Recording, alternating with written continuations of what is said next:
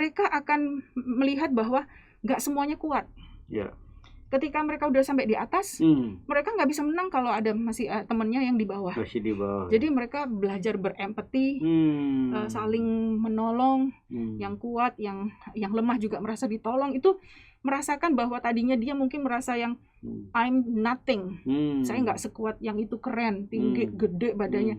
Tapi ketika si yang keren itu menolong dia, dia merasa hidupnya berharga dong, Mo. Bahwa somebody cares about me. Yang menyatakan bahwa life is not that bad. Ada yang menolong, ada yang ternyata kita bisa ketawa bersama. Mari kita duduk dan berkumpul di sini, hilangkan duka lara dan beban di hati, mendengarkan renungan yang menginspirasi. Pojok Iman. Halo Bapak Ibu dan saudara-saudara terkasih, salam sehat penuh kerahiman Tuhan, salam katekese. Berjumpa dengan Pojok Iman, di mana kita menyajikan pengalaman-pengalaman iman yang telah diolah dari pengalaman, bisa dibagi-bagi menjadi pengalaman iman yang meneguhkan, syukur berbuah untuk kehidupan Anda dan saya. Amin, amin. Inilah Pojok Iman. Pada kesempatan yang indah ini hadir bersama saya Ibu Irena, ya kan? Selamat datang, Bu. Selamat sore, Romo. Apa kabar? Baik, puji Tuhan. Sehat-sehat ya? Sehat. Amin. Ini seorang ibu yang tidak asing bagi saya karena ibu ini aktif dalam nyanyian-nyanyian surgawi sebetulnya ya. Bagaimana dia punya bakat talenta untuk bernyanyi. Dia pun tergabung dalam Women Gospel, dalam pelayanan di situ dan banyak pelayanan-pelayanan lain yang nanti kita akan dengarkan kisah-kisah kehidupannya. Yang jelas hari ini Pojok Iman ingin menampilkan mengenai tema iman di zaman milenial ini harus apa ya?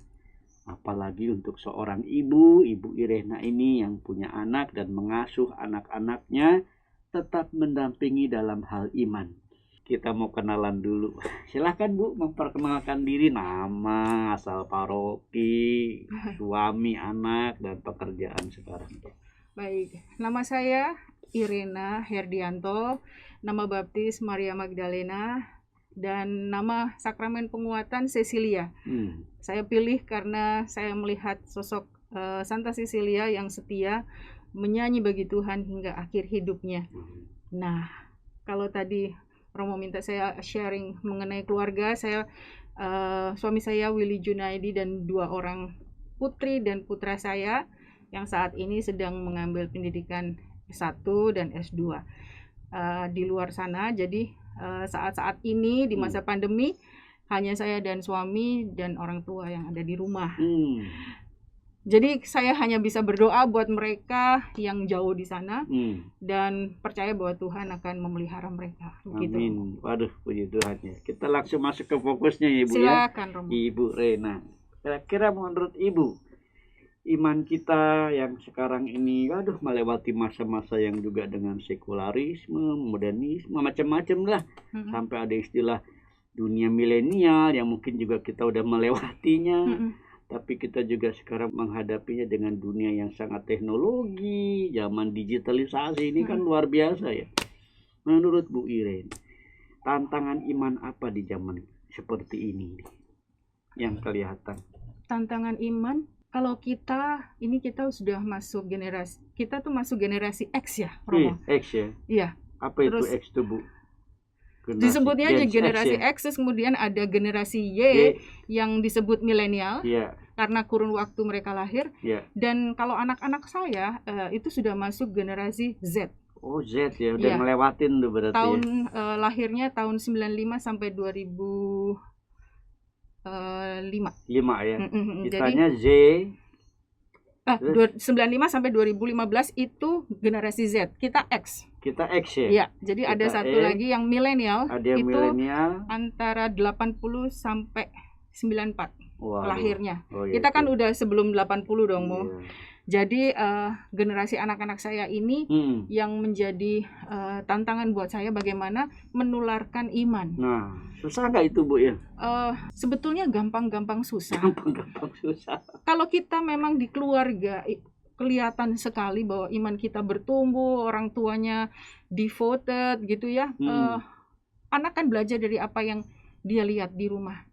Jadi orang ada tuanya. semacam keteladanan orang Betul. tua ya. Nah, masalahnya sekarang ini generasi Z itu yang mengelilingi mereka adalah digital. Nah, itu dia. Iya. Ya kan?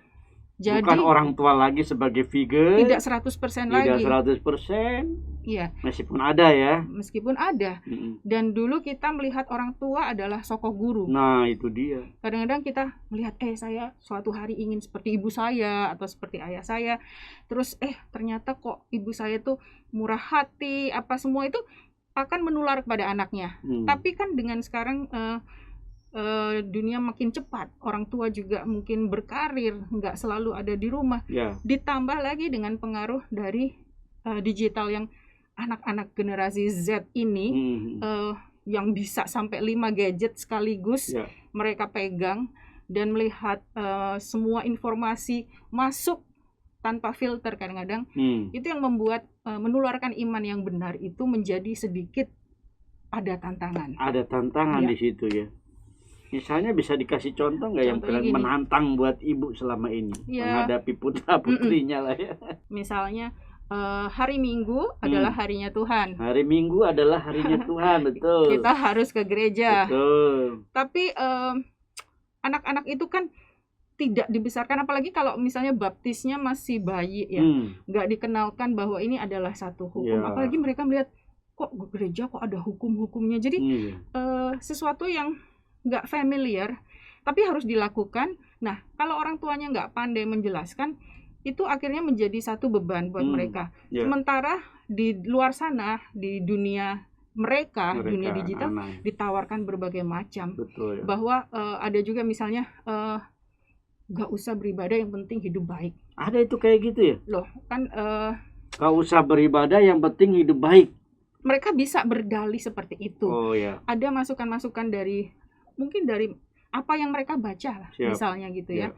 Kemudian juga misalnya dari sekolah, dengan sekarang banyaknya international school, dengan mata pelajaran yang ada yang seperti misalnya saya sebut saja theory of knowledge.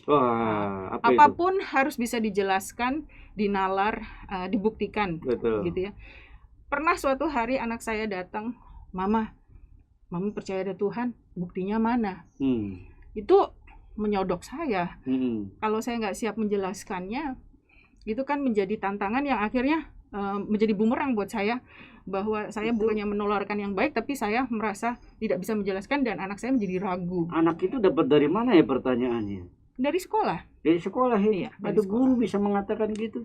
Di dalam teori pelajaran yang mata pelajaran yang ada itu untuk menjelaskan apakah divine thing itu ada, sesuatu yang ilahi, Tuhan ilahi itu bagaimana menjelaskannya? Itu dalam theory of knowledge itu ya?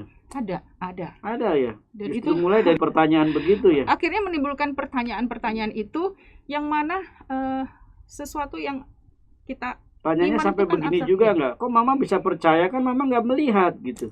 Iya, justru itu menjadi tantangan saya. Akhirnya awalnya nih Romo, saya mencari buku apologetik.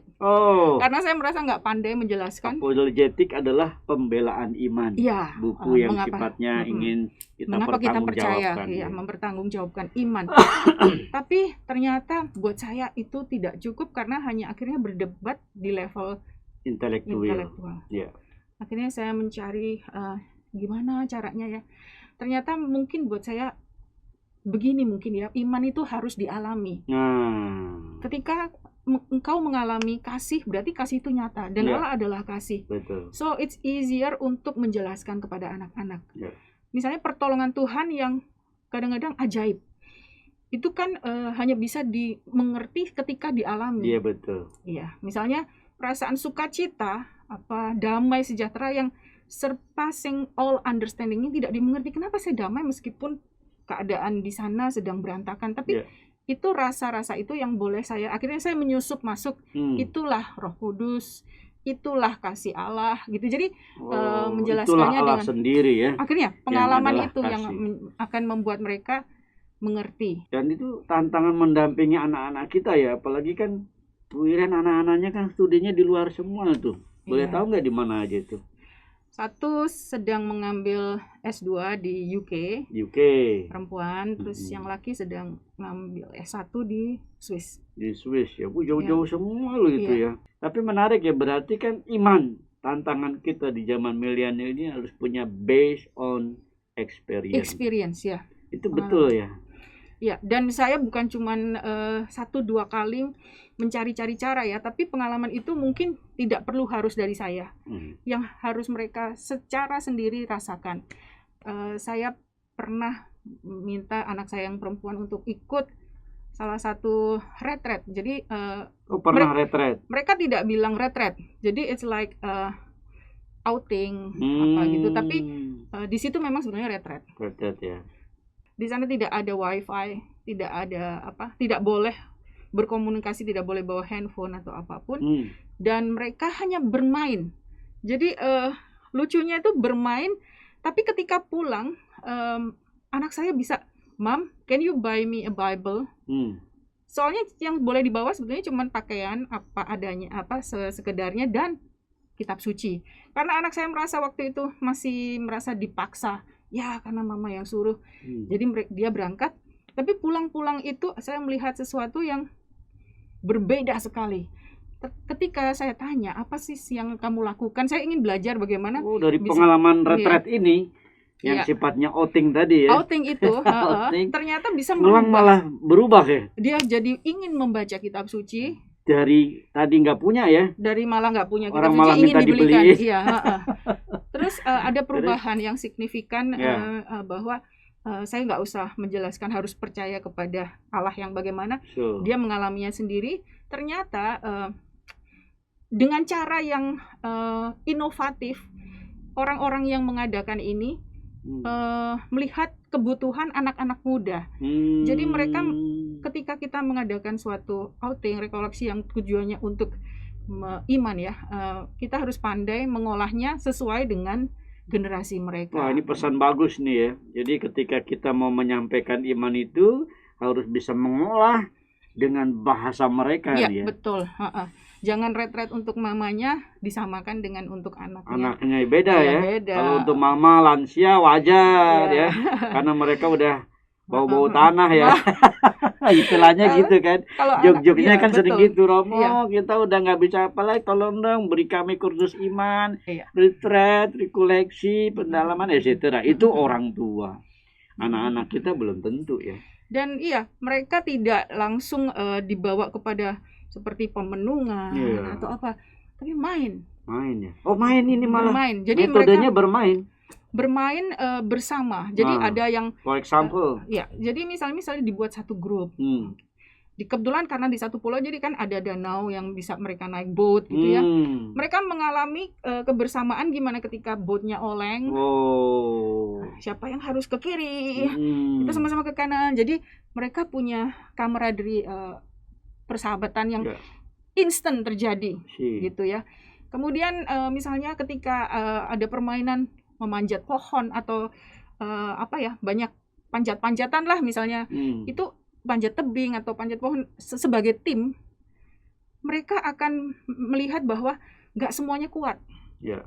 Ketika mereka udah sampai di atas, mereka nggak bisa menang kalau ada masih temennya yang di bawah. Masih di bawah. Jadi mereka belajar berempati, saling menolong, yang kuat, yang lemah juga merasa ditolong. Itu merasakan bahwa tadinya dia mungkin merasa yang I'm nothing, saya nggak sekuat yang itu, keren, tinggi, gede badannya.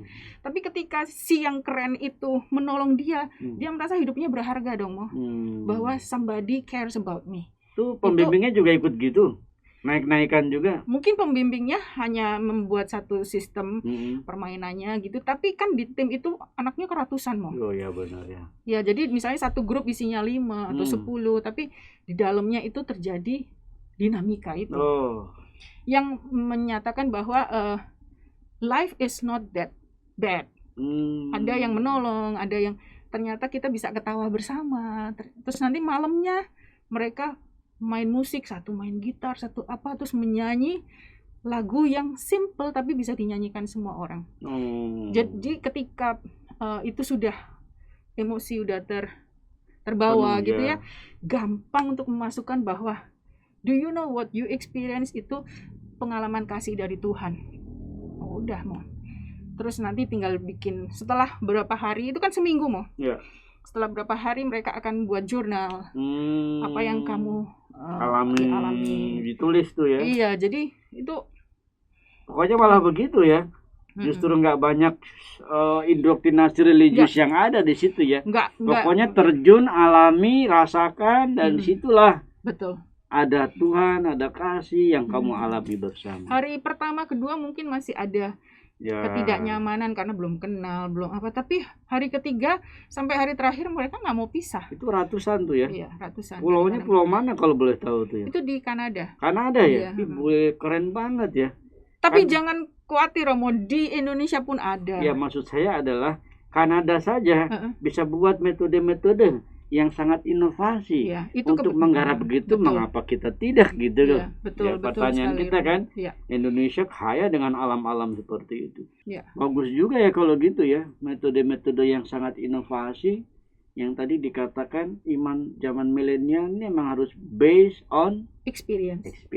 Jadi ini memang menurut saya realistis. Karena mereka sudah pandai untuk main logika. Sehingga jangan masuk lewat sana. Jangan dimasukin lagi. Kita bisa kalah konsep di situ ya. Sekarang buktikan itu di dalam pengalaman-pengalaman. Jangan capek menceritakan peristiwa-peristiwa kecil yang membuat mereka ingat, itu ingat loh, kamu ditolong oleh Tuhan. Iya, betul. Nah, ini berarti kamu menguji saya punya channel juga ini ya. Master of Story gitu ya. Kisah-kisah kehidupan. Yang sebetulnya kalau bisa dibagi, udah diolah, itu menjadi pengalaman iman. Dan itu kisah-kisah kehidupan. Master of Story. Dan ini belum selesai loh Romo. Anak saya kan masih bertumbuh. Ya, ini betul. jadi tapi perlu pertobatan awal, perubahan dari peristiwa retreat yang dibungkus dengan outingnya atau kebalikannya ya. Pokoknya ini retreat tapi nggak dinamain retreat gitu ya. Jadi pinter-pinternya pembinanya ya memberi inovasi dan saat itu metodenya itu yang bagus. Betul. Ya. Metodenya tidak indoktrinasi. Metodenya tidak sangat kitab suci. Tidak sangat dunia di atas. Betul. Tapi masuk dalam pengalaman-pengalaman sehingga kebersamaan, kekompakan, apa tadi itu? Empati, peaceful apalagi sukacita. Betul. Begitu dialami disitulah there is God gitu ya. Betul. Wih, luar biasa. Misalnya Iren sebagai ibu yang tadi dengan tantangan anak sedemikian, kiranya kalau mau orang tua itu kita harus apa kira-kira? Kita itu pertama, kalau ini mau dikontekskan untuk kehidupan keluarga ya, kita harus selalu siap. Kadang-kadang kayak seperti pertanyaan tadi, Mam, bener, emang Mama percaya Tuhan tuh kenapa? Emang bisa dilihat apa? Itu kita harus selalu prepare. Be prepared, dan jawabannya itu juga harus compact, dan makanya kita tuh nggak boleh males sebagai orang tua untuk juga selalu mengolah iman kita. Bagaimana cara kita menyampaikannya dengan bahasa yang lain-lain. Kalau ditanya Romo mungkin iman itu apa, kan mungkin jawaban atas tanggapan kita atas wahyu Allah misalnya itu kan bahasa teologis. Tapi saya punya teknik tertentu. Tapi dengan anak-anak beda gitu jawabannya. Kalau saya menjelaskan iman adalah the ultimate concern. Kepedulian paling mentok di batas kamu merasa nggak bisa apa-apa lagi. Saya merumuskannya gitu. Soalnya saya belajarnya dari Romo Narko. Ya, dan akhirnya saya juga base-nya seperti tadi, harus dari pengalaman dulu. Betul. Emang kamu rasain apa? Jadi saya nggak mau menjelaskan teorinya iman dan wahyu, teorinya, teologinya. Tapi kan tadi kamu bilang theory of knowledge, ya kan? Kita memulai dari pengalaman mereka dulu. Kalau menurutku ya, tapi bagus tuh tadi ya. Be prepared, selalu siap prepare dengan jawaban yang short but sweet but convincing. Waduh. Gitu ya. Tiga hal ini penting nih. Apa tadi? Short, singkat, sweet, manis didengar, tapi convincing. Apa itu? punya ini meyakinkan. Meyakinkan supaya pemirsa semua tahu. baik, Tiga baik. hal ini saudara. Apalagi kira-kira ya Ren Terus ya? ketika kita memberikan contoh-contoh pada anak-anak itu harus yang relevan dan spesifik gitu. Jadi anak-anak jangan dikasih yang ambigu, abu-abu yang nggak jelas gitu. Iya. Misalnya ya apa sesuatu yang ya nggak apa-apa. Misalnya gini, kalau nggak bisa ini ya nggak apa-apa deh, diampuni. You are only a human, you only a human gitu. Nggak bisa. Kalau misalnya boleh, nggak gitu. Iya, betul, Dan ya. kasih contoh yang relevan dengan kehidupan mereka. Yang relevan ya. Jangan dulu zaman Santo ini gitu, ya nggak bisa. Dulu zaman saya, dulu orang tua saya nggak laku lagi tuh ya. Nggak. Ya artinya tetap bisa Bisa. pengaruh, tapi kita harus masuk yang relevan dulu. Akan cepat hilang Iya. karena nggak ada maknanya Ya buat karena mereka. bagi mereka itu kan pengalaman mama. Betul Aku kan sekali. lain gitu ya. Betul Romo. Keren nih ya. Jadi kita harus memberi jawaban-jawaban yang relevan untuk mereka. Ada lagi nggak Ya. Ren kira-kira? Be vulnerable by getting real. Jadi kita itu juga kalau di keluarga, saya nggak bisa bilang kita harus hidup baik, begini, kita harus begini-gini, kamu nggak boleh sedih karena begini begitu, ada alasan-alasan, tapi tanpa menunjukkan bahwa kamu nggak pernah ngalaminya kok, gitu. Jadi kita harus bisa juga merasa kita pernah rapuh di hadapan anak-anak, sehingga ketika mereka rapuh, mereka tahu, oh ternyata ibuku ketika rapuh dia pegangannya siapa, kekuatannya siapa. Tapi kalau kita bilang no, anak laki nggak boleh nangis misalnya kayak gitu, gitu aja kok nggak bisa sih atau apa. Tapi kita nggak mau bilang bahwa saya dulu juga ngalami bahwa saya tuh pernah jatuh, pernah gagal, pernah disakiti. Jadi harus jujur juga kita harus ya. jujur. Mengalami. Sehingga ketika mereka mau mendengarkan nasihat kita, my mom is being honest. Jadi tidak jaim juga ya. Tidak boleh. Kadang-kadang kita jaim tuh. Apalagi kalau misalnya nanti Romo di gereja, Romonya seperti Superman, gitu kan? Tadi bagus ya tadi kamu bilang, jangan Romo dipandang seperti Superman. Itu nggak laku lagi ya. Ketika Romo bisa bilang, I was in your shoes, gitu. Misalnya saya juga pernah addiction, saya pernah jatuh, saya pernah terluka, ya, betul. Saya pernah dilukai. Itu malah menjadi daya tarik ya. Mereka akan percaya. Saya pernah dendam atau apa gitu kan, jadi pengalaman manusianya nampak ya. Sehingga bukan Superman tadi ya. Iya, bukan Superman. Kalau Superman kan kelihatan dunia atas, dunia dewa gitu ya. Ini nggak nyambung tuh anak sekarang. Kayaknya Romonya bisa I can do all gitu. Padahal gitu. Kan ayatnya kan saya bisa melakukan semuanya karena bersama Kristus. Tuhan, ya, betul, ya. gitu. Jadi terus ya harus, itu yang penting sih sebenarnya kalau di dalam keluarga. Itu ya, penting ya. Kalau untuk calon-calon Romo mungkin yang mendengarkan, ya mungkin buatlah sesuatu khotbah itu menarik, interesting. Atau buat Romo lah, kan boleh ditonton Romo-Romo, suster-suster gimana. Tapi itu. Romo selalu ngasih pengalaman pribadi. It really touches us. Oh gitu ya. Iya, karena kita bisa relate. Iya.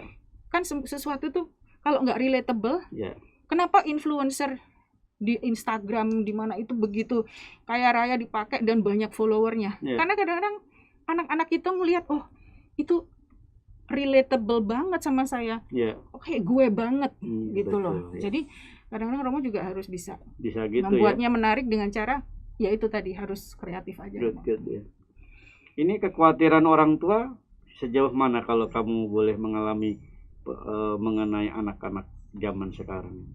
Sekarang dengan adanya pandemi, satu hal yang menambah kekhawatiran aja bahwa mereka jadi nggak wajib ke gereja kan. Terus kalau melakukan online tuh anak muda, kan tadi saya bilang bisa pakai 5 gadget. Gimana konsentrasinya, gimana fokusnya, itu yang 5 gadget. Loh, anak sekarang bisa pakai earphone, pakai handphone, chatting, Snapchat, pakai laptop nonton YouTube, terus nanti dia punya yang apalagi iPad untuk nonton apalagi. Buset ya. Ini sebuah tantangan ya, apalagi seorang ibu atau keluarga lah, orang tua ya. Tapi tetap optimis kan ya? Oh iya. Pesan kamu kepada orang tua apa tuh? Saya belum sempurna sebagai orang tua, masih belajar proses selalu. Tapi minta tolong sama Tuhan untuk memberi kita kebijaksanaan, itu aja. Karena kita nggak tahu cara yang paling benar. Ya. Zaman berubah cepat sekali. Tapi saya tanya Tuhan, gimana caranya saya supaya anak-anak saya mencintai Engkau, mengenal Engkau lebih lagi, berbicaralah langsung kepada anak-anak saya. Itu aja doa saya. We cannot do all things, tapi He is Almighty, bisa melakukan keajaiban. So you try your best, let God do the rest. Waduh, ini penting nih. Mantap nih Irin, kamu udah kayak pengkhotbah loh sebetulnya. Belajarnya dari Romo Rudi. Gitu ya. Dan tadi kutipan kamu minta apa sih ya? Bagi saya itu seperti kebijaksanaan Salomo. Nabi Salomo kan nabi yang luar biasa. Karena dia ditawarin Tuhan minta apa, ternyata dia cuma satu yang pengen diminta, kebijaksanaan, wisdom. Dan itu bisa akhirnya membuat segala-galanya sejahtera. Nabi Salomo ini kalau dalam Muslim disebut Nabi Sulaiman. Keren dua-duanya ya. Jadi Salomo ini keren ya. Dan buat saya ini relevan. Thank you ya, Ire. Sama-sama Romo. Kesaksian luar biasa, Bapak Ibu saudara terkasih. Mungkin bisa kita undang lagi next dengan tema-tema lain yang menarik ya. Dan bagi saya tantangan iman khususnya untuk anak-anak kita di zaman milenial ini pasti menantang orang tua Bapak Ibu untuk mencari banyak pendekatan-pendekatan supaya anak-anak kita tetap dalam keadaan stabil beriman gitu ya. Betul. Tetap still atau believe in God gitu ya. Jangan sampai mereka ya mungkin di tengah kerapuan, tetapi kita tetap percaya kebijaksanaan itulah yang selalu kita mohonkan supaya para orang tua sadar akan tanggung jawabnya dan tetap merangkul anak-anaknya. Terima kasih. Sama-sama Romo. Semoga sharing ini bisa menumbuhkan para pemirsa. Akhirnya bolehlah menutup dengan pantun. Makan ketupat, minumnya jus. Cakep. Tetap semangat melayani Yesus. Hilangkan duka. Pojok iman. Pojok iman.